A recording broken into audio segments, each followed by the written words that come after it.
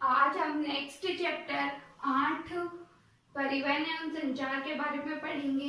इस चैप्टर में हम परिवहन के बारे में पढ़ेंगे कि परिवहन क्या होता है, फिर परिवहन के कौन कौन से साधन होते हैं और प्रमुख रेल मार्ग और जल मार्ग कौन कौन से होते हैं और उनकी क्या क्या विशेषताएं होती हैं, इन सब के बारे में पढ़ेंगे। तो हम स्टार्ट करते हैं अब परिवहन के बारे में कि परिवहन क्या होता है और परिवहन की प्रमुख प्रकार कौन कौन से हैं।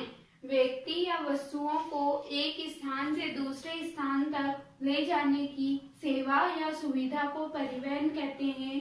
बचपन से हम पढ़ते आए किसी भी वस्तु को सुविधा के द्वारा ले जाया जाता है तो उसे हम परिवहन कहेंगे। नेक्स्ट है परिवहन की विधाएं या प्रकार। मुख्य रूप से परिवहन के 4 प्रकार है। स्थल परिवहन, इसमें हम स्थल मंडल पर चलने वाले जो भी परिवहन है जैसे कार, ट्रेन, बाइक, साइकिल आदि सब। जल परिवहन, जल परिवहन में यानी कि जो जल में चलने वाले परिवहन है, जहाज, नाव और वायु। नेक्स्ट वायु परिवहन, वायु परिवहन यानी कि हवा में जो चलते हैं परिवहन, एयरप्लेन आदि सब। और लास्ट जो है पाइपलाइन परिवहन, इसको हम डीपली से पढ़ेंगे इस चैप्टर में। और तो नेक्स्ट टॉपिक है हमारा सड़क परिवहन। अधिकांश वस्तुओं का संचालन स्थल द्वारा ही होता है। क्यों होता है? क्योंकि सड़क परिवहन काफी महत्वपूर्ण है। सर्वप्रथम सड़क हमें कहीं जाना हो तो हम सड़क का यूज करते हैं। छोटी दूरियों के लिए आर्थिक दृष्टि से लाभदायक होते हैं तथा थोड़ी सी दूरी के लिए हमें कहीं आना जाना हो तो सड़क अपनी महत्वपूर्ण भूमिका निभाती है तथा सड़कों द्वारा माल परिवहन महत्वपूर्ण होता जा रहा है। क्योंकि सड़क परिवहन से घर घर तक वस्तुओं को हम पहुंचा सकते हैं एवं इसका ये एक महत्वपूर्ण लाभ है कि कच्ची सड़कें निर्माण की दृष्टि से भी सरल होती जा रही है और सड़कें किसी भी देश के व्यापार एवं वाणिज्य को विकसित करने एवं पर्यटन को बढ़ावा देने में महत्वपूर्ण भूमिका निभाती है। यानी कि वस्तुओं, कच्चे माल को ले जाने के लिए सड़कें अपनी महत्वपूर्ण भूमिका निभाती है तथा एक जगह से दूसरी जगह लाने, ले जाने, जाने आने के लिए सड़क बहुत महत्वपूर्ण है।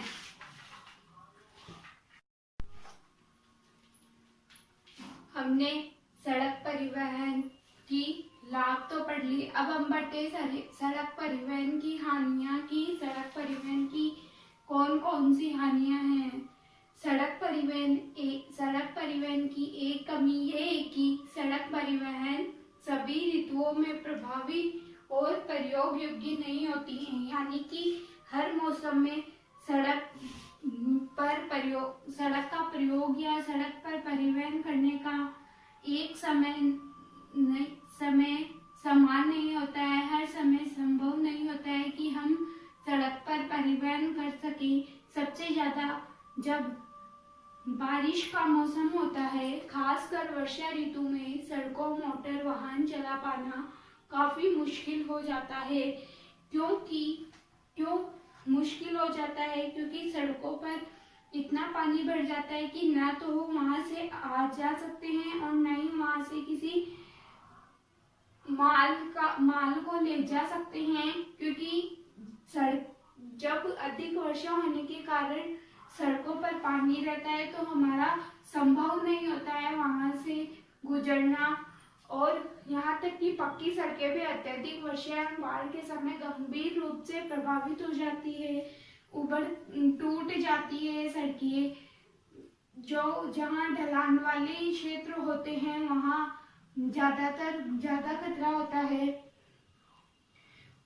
और सड़कों के निर्माण और रखरखाव पर भी भारी खर्च आता है तथा जब ज्यादा बारिश से पक्की सड़कें भी प्रभावित होती है, टूट जाती है तो उस कारण सड़कों का जो निर्माण और रखरखाव है उस पर भी ज्यादा खर्च होता है। अब नेक्स्ट टॉपिक है हमारा महामार्ग यानी हाईवे। दूर दूर के स्थानों को जोड़ने वाली पक्की सड़कें होती हैं। इनका निर्माण बहुत अच्छे से किया जाता है ताकि आगमन में कोई दिक्कत ना हो। आगमन यानी कि आने जाने में, महामार्ग यानी कि जो हाईवेज होते हैं उनका निर्माण इतना अच्छे से किया जाता है कि आने जाने वाले वाहनों को कुछ प्रॉब्लम ना हो, और जब बारिश का मौसम हो तो उसमें ज्यादा दिक्कत ना आए। और विकसित देशों में प्रत्येक नगर महानगरों से जुड़े होते हैं। जो विकासशील देश होते हैं वहाँ हर एक नगर महानगर से जुड़े होते हैं। छोटे छोटे नगर वह बड़े बड़े नगरों से जुड़े होते हैं हाईवे के थ्रू। अब हम नेक्स्ट टॉपिक पढ़ेंगे कि सड़क परिवहन का विश्व वितरण, यानी कि सड़क परिवहन की अलग अलग देशों में क्या क्या विशेषताएं हैं। जो मुख्यतः 5 देश है, उन 5 देशों की हम विशेषताएं पढ़ेंगे। अमेरिका, यूरोप, भारत, रूस और चीन।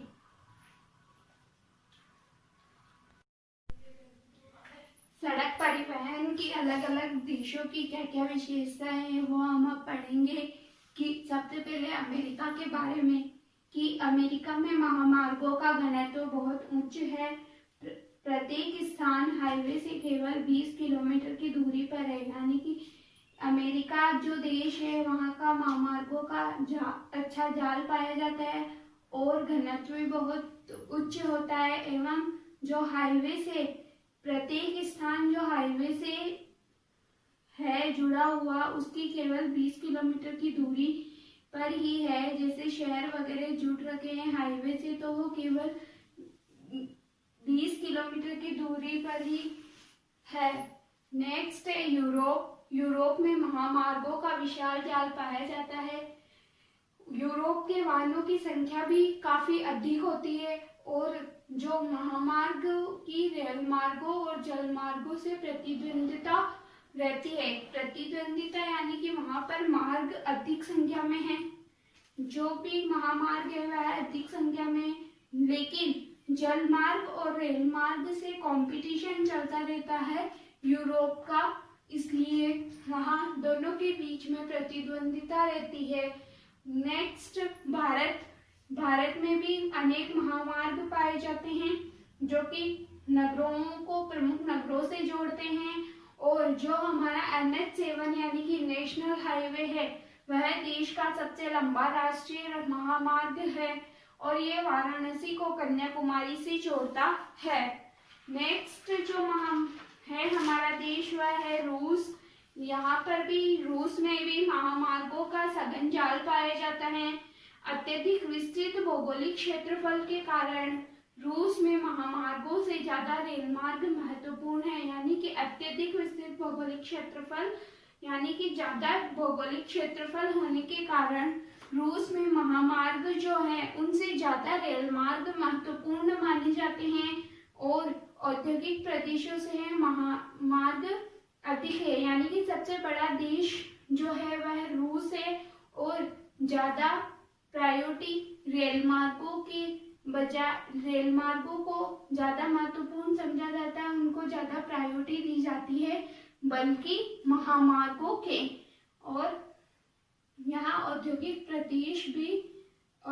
प्रदेश महामार्ग जो है वह भी बहुत अधिक रूप से फैले हुए हैं। और जो लास्ट हमारा देश है चीन, वह है, इसमें चीन में भी महामार्गों का सघन जाल पाया जाता है और महामार्ग प्रमुख जो नगर होते हैं उनसे जुड़े होते हैं तथा जो मेन चीन के महामार्ग क्रिस क्रॉस करते हैं, यानी कि जो मेन सिटीज से महामार्ग जुड़े होते हैं उनको क्रिस क्रॉस कहते हैं।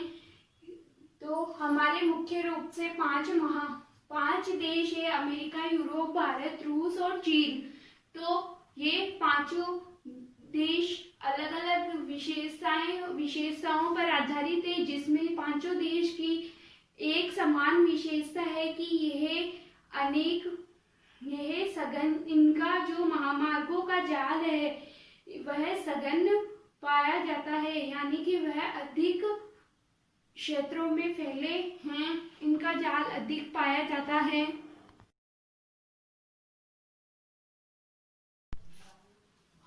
अब हम सड़क परिवहन के बारे में हमने पढ़ लिया। अब हम पढ़ेंगे रेल मार्ग के बारे में।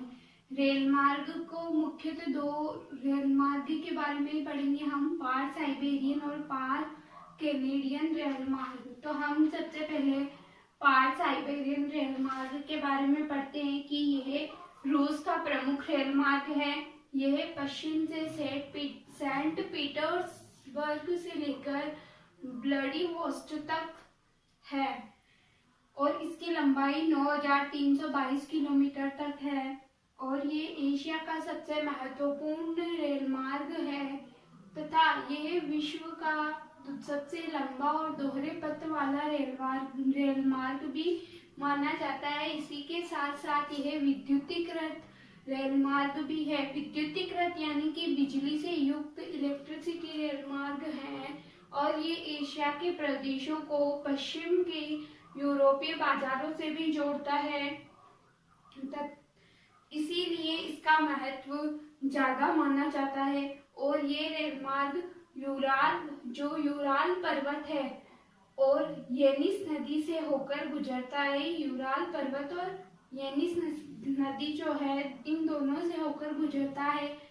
और जो सेकंड है रेल मार्ग वह है पार कैनेडियन यानी कि कनाडा कह सकते हैं, कनाडा में है ये रेल मार्ग।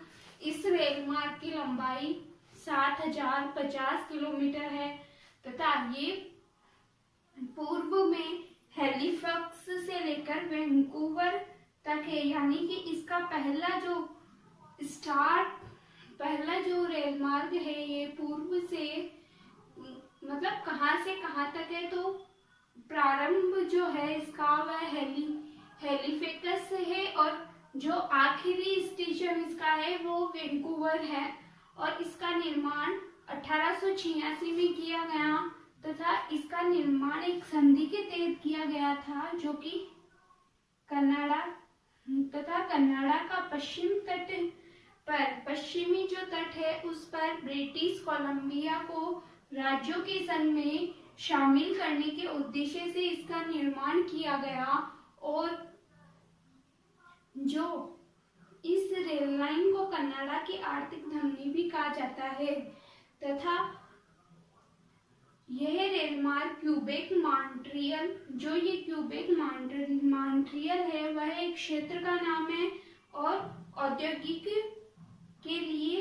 औद्योगिकी प्रदेश यानी कि ये जो रेल मार्ग है क्यूबेक मॉन्ट्रियल ये औद्योगिक प्रदेशों के लिए प्रसिद्ध है, फेमस है। और प्रेरी प्रदेश की गेहूं मेखला और उत्तर में शंकुधारी वन प्रदेश है उनसे जोड़ने की वजह से यह और ज्यादा महत्वपूर्ण रेल मार्ग बन गया है तथा ये दोनों रेल मार्ग बहुत इंपॉर्टेंट रेल मार्ग है। एग्जाम में ये क्वेश्चन पूछा जाता है, या तो केवल पार साइबेरियन रेल मार्ग के बारे में बताइए या कैनेडियन रेल मार्ग के बारे में बताइए या दोनों के डिफरेंस क्या क्या है इनके बारे में बताइए।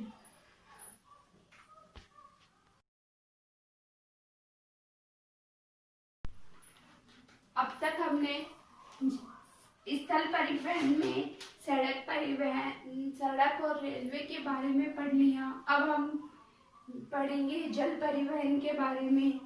यह परिवहन अन्य साधनों की तुलना में एक सस्ता साधन है तथा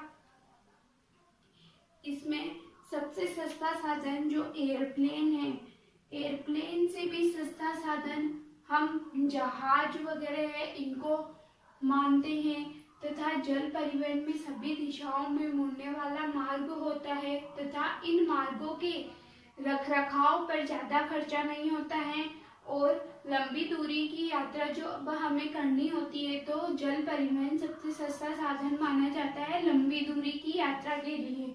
और जल परिवहन में काफी उन्नत सेवाएं भी होती हैं जैसे प्रशीतन कोष्ठक और अन्य कंटेनर आदि, यानी कि प्रशीतन कोष्ठक यानी कि फ्रीज, जैसे हमारे घर में फ्रीज होता है वैसा ही प्रशीतन कोष्ठक होता है जिसमें जो औद्योगिक क्षेत्रों के लिए या जो भी सामान माल वगैरह ले जाया जाता है वह खराब नहीं होता है उसमें रखने से, और सामान को ठंडा रखने के लिए प्रशीतन कोष्ठक का प्रयोग किया जाता है।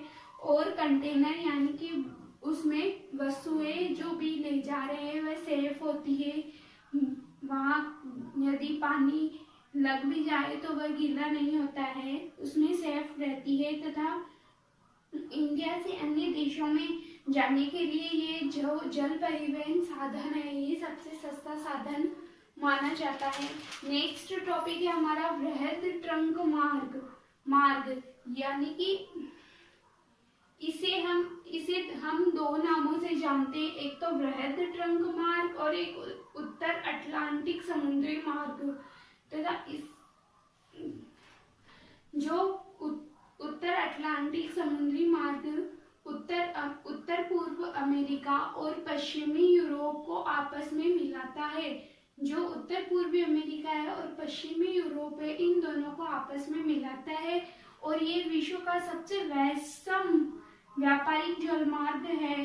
भारी मात्रा में जहाज यहाँ आते हैं और व्यापार किया जाता है जहाजों द्वारा, तथा ये सबसे व्यस्तम जलमार्ग माना जाता है, बहुत बिजी जलमार्ग माना जाता है, इसीलिए इसे वृहद ट्रंक मार्ग भी कहते हैं। नेक्स्ट हमारा टॉपिक है राइन जलमार्ग। यह जलमार्ग यानी कि हम नदी से ले सकते हैं, ये एक राइन नदी है जो कि जर्मनी और नीदरलैंड से होकर प्रवाहित होती है, तथा जो रूर नदी है जो कि पूर्व से आकर राइन नदी में मिल जाती है, और यह जलमार्ग स्विट्जरलैंड, जर्मनी, फ्रांस, बेल्जियम तथा नीदरलैंड के जो औद्योगिक क्षेत्र हैं उनको उत्तरी अटलांटिक समुद्री मार्ग से जोड़ती है।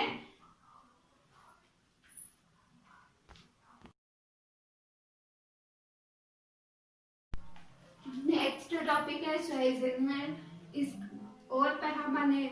तो स्वेज़नेर का निर्माण 1869 में मिस्र में हुआ। ये भूमध्य सागर व लाल सागर को जोड़ती है तथा उसी के लिए इसको बनाया गया है, और इसकी प्रमुख विशेषताएं हैं ये यूरोप को हिंद महासागर में एक नवीन प्रवेश मार्ग प्रदान करता है, और 160 किलोमीटर लंबी ये स्वेज़नेर है जो कि 11 से 15 मीटर गहरी है, और प्रतिदिन 100 लगभग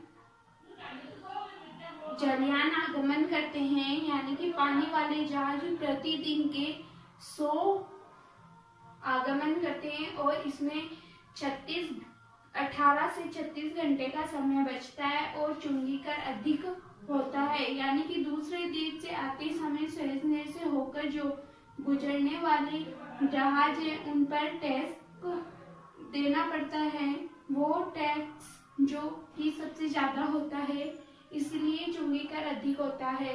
नेक्स्ट है पनामा नहर। इसका निर्माण संयुक्त राज्य अमेरिका द्वारा कराया गया, और यह एक ऐसी नहर है जो पूर्व में अटलांटिक महासागर को पश्चिम में प्रशांत महासागर से जोड़ती है, तथा पनामा नगर से कोलोना तक है।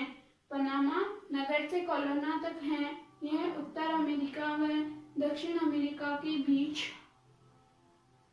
में है, और इसकी निम्न विशेषताएं हैं। इसकी लंबाई 72 किलोमीटर तक है, और इस नहर की वजह से समुद्री मार्ग से न्यूयॉर्क एवं सैन फ्रांसिस्को के मध्य लगभग 13,000 किलोमीटर की दूरी कम हो गई, और पश्चिम यूरोप और संयुक्त राज्य अमेरिका के पश्चिमी जो तट हैं उनकी दूरी भी कम हो गई, तथा दक्षिण अमेरिका की अर्थव्यवस्था में भी इसकी महत्वपूर्ण भूमिका रहती है, और जो दक्षिण अमेरिका के राष्ट्रों के बीच का व्यवहार है वो बहुत बड़ा है।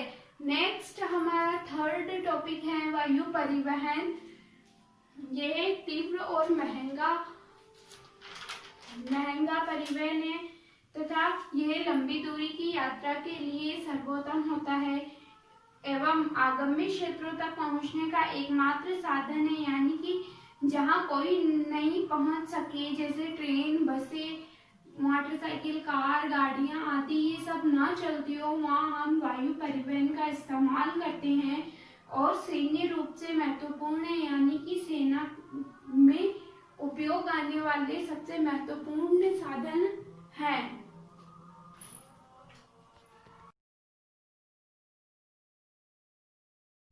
अब नेक्स्ट परिवहन है पाइपलाइन परिवहन।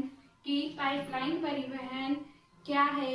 यह सबसे आधुनिक परिवहन है और इसमें पाइपलाइन का लाभ ये है कि इसमें ऊबड़ खाबड़ जगह में भी बिछाया जा सकता है और इसके रखरखाव पर खर्चा कम आता है तथा इससे ईंधन की बचत भी होती है। और इसका एक दोष ये भी है कि इसमें लोच नहीं होती, यानी कि इसमें लचक नहीं होती और पाइपलाइन में रिसाव का पता लगा पाना कठिन होता है, यानी कि लीक हो रही है तो इसका पता हम कठिनाई से लगाते हैं कि कहाँ से लीक हो रही है।